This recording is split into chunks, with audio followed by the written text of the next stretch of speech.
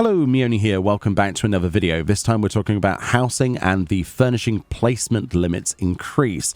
As of patch 7.5 on the 28th of April, we now have access to further placement slots for all housing types. So for apartments and private chambers, your free company chambers, that kind of thing, those rooms, previously before the patch, the indoor furnishing space was 100 slots.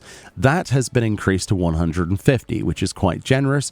It was already quite easy to sort of make something this size quite comfy and cozy and fill this place, but you have an extra 50 slots if you want to add those final little details, those little extra pieces. Of course, one thing I want to see in the future is an expansion of apartments. It would be nice if they had a balcony section so they could grow plants, or maybe like an allotment garden or something as an instanced area, just so they could place some of the event rewards and quest reward items that sometimes are outdoor placement slots. I do feel sorry for people who do not have a normal house and have an apartment. They're missing out on placing a lot of those items. So hopefully that gets expanded in the future, but at least you've 50 extra slots on top of the 100 you had before. For our small properties, also known as cottages, for the indoor furnishings we had 200. That has been increased to 300, and the outdoor furnishings were 20. They're now 40. So 300 indoor, 40 on the outdoor. The outdoor has doubled and the indoor has gone up by 100 slots. This is going to be especially useful because a lot of people with small properties, they usually over decorate one floor and then block off the bottom, or it's kind of difficult. You kind of have to focus on one section rather than the other. A part of it does get neglected, but it's not as bad as some of the bigger properties. Moving on to our medium properties, or houses as they're called. Medium properties then, prior to the patch, had 30 housing placement slots outside. It now has 60, so that's doubled. And then indoors, they had 300 slots. That has gone up to 450 slots. This, again, should alleviate some of the issues about having to prioritize just, one room and then neglecting the others. A lot of people do block off sections of a medium property, like the basement or a roof entirely, just to have 2 floors of well-decorated area. So hopefully that extra 150 slots of housing will help you open those areas again, and I'm looking forward to seeing what people come up with. For our largest properties, the mansions, then the outdoor furnishings, something I've complained about before, got double as well. Previously it was 40, which is very difficult. I know it sounds like a lot. Very difficult to organize a large property's garden space and actually have meaningful decorations. Now that's up to 80, which means instead of prioritizing the large pieces, I can now focus on the small things like hedgerows and, stepping stones and stuff, and I'm not being limited. Also, if you wanted to put like the fake grass stuff on here, you could put those tiles on here and it would be quite good. I do hope in the future they allow us to change the grass texture to other textures. Like if you want like a gravel path, you don't want to place every single gravel path. It'd be nice if you could just change the entirety of the outside. So hopefully Evercold expands the housing system even further and gives us more customization options. But for our outdoor slots, double that to 80 is very good. Indoors then we have 600 housing slots over 400, which is very good because usually with a big basement, like I've tried to make like a big like a fashion show area, once I've decorated that, mostly the other floors do suffer. So having 600 slots does certainly help as well, and that should help for people who are doing like aquarium galleries and things like that. However, there are some limitations to the system. So then let's talk about limitations with the system as I fill my downstairs area with ashtrays and terracotta pots. This apparently is the maximum amount of ashtrays you can have in a house, by the way, if anybody ever was wondering. But that smoke effect is pretty dangerous. Anyway, we've got all these pots and things. So the limitations that you might be seeing in the distance as I pan my camera are a part of the fact that we have more than 400 furnishing slots. So the maximum is 600 for a large plot. You're not going to see these issues in smaller properties, only really in a large, as far as I know.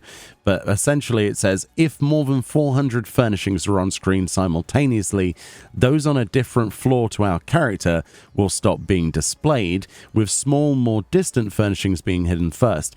So the way that the system is supposed to work is that everything on this floor, as long as there's not, in excess of 400 items, which I don't believe there are on this floor, shouldn't load in and out.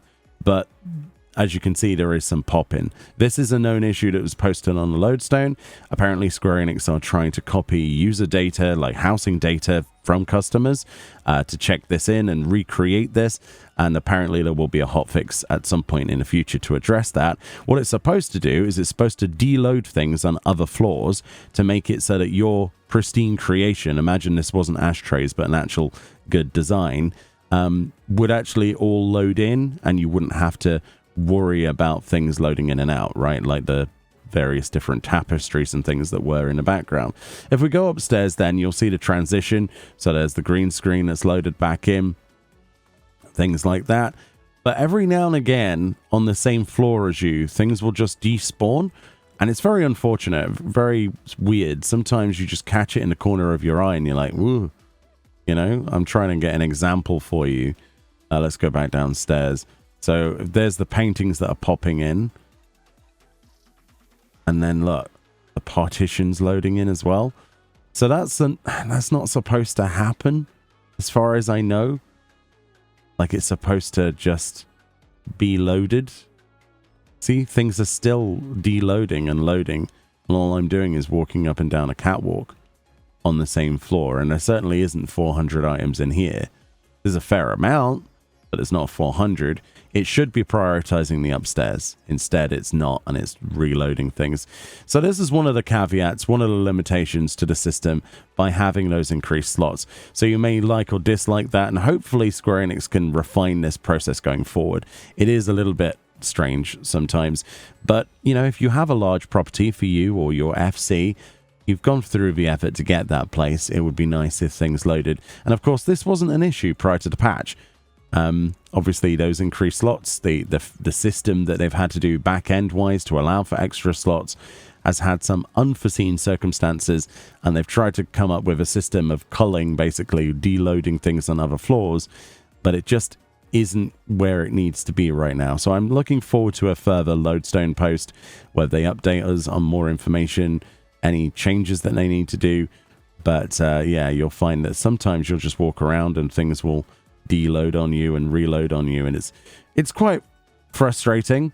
But at the same time, I only incurred these issues when I started placing things deliberately to see that issue. When I only had like 300 slots, obviously I didn't see this, you know.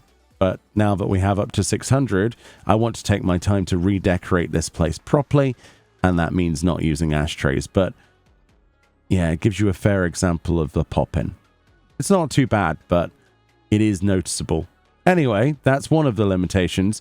Another limitation is that because of the way that this system works now, you can actually adjust the number of characters displayed in housing areas via the display limits options. And this is on the other setting. So we need to go to the system config and we need to go to other. And you'll see that on here is characters displayed in housing areas. And what we can do is set this to maximum, minimum, or normal. It defaults to normal. So you might want to change this to maximum.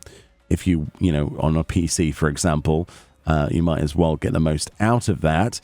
Otherwise, it's on like a normal, and your friends might deload as well as the housing items. So you might want to set that, or if you're having issues, any frame rate drops, you can obviously change that to the absolute minimum as well, which would probably cause your friends to deload, much like the picture frames in here, if you want to. And obviously, it says, in conjunction with the increase in furnishing placement limits, the number of light sources in houses able to cast shadows from characters and other moving objects has been lowered to reduce system stress. However, that doesn't apply to PC or PS5 or Xbox or any of the other consoles. It is just for PS4, and that's because PS4's limitations, I can imagine it's groaning, honestly. They say they're managing to do PS4 support for the next expansion, but by 8.3 they want people to be playing on a PS5, so that's fair, to be honest. But yeah, these limitations are not too bad, but it's going to be more noticeable when you have something filled with things. But you know, this chair just appeared. It's almost like there's a ghost over here. Feels weird. Sometimes it's just like a straight pop in, and then other times it's a fade in, like a proper fade in. like a graphical fade in. It's very strange. Very strange. Anyway, let me know what things you have noticed. This chair just appeared, so... Oh god, then that partition as well. Let me know if you're having issues with your advanced builds. I know there's a lot of housing aficionados that do a lot more work with clipping things together and making amazing builds, and I'm sure this patch might have impacted that. So hopefully Square Enix can address that soon, and we should get a hotfix to address at least the same floor loading issues, because I don't think it's supposed to happen like that. Much love, more videos on the way. I'm super excited to see what happens in Evercold, and hopefully Housing gets another upgrade as well. I'll see you all next time. Bye-bye.